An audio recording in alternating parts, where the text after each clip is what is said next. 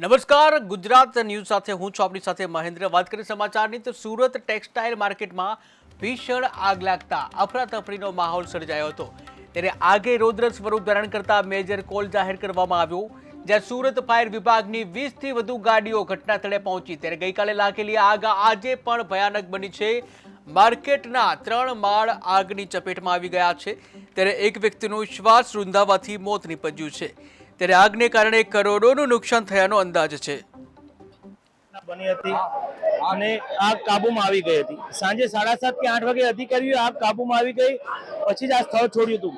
સવારે કયા કારણસર આગ લાગી તે તપાસનો વિષય છે।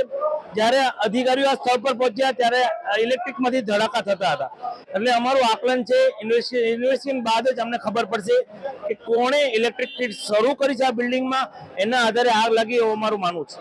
અત્યારે 3 માળ સુધી આગ લાગી છે, પણ ધીરે ધીરે 80% આગ અત્યારે કાબુમાં છે।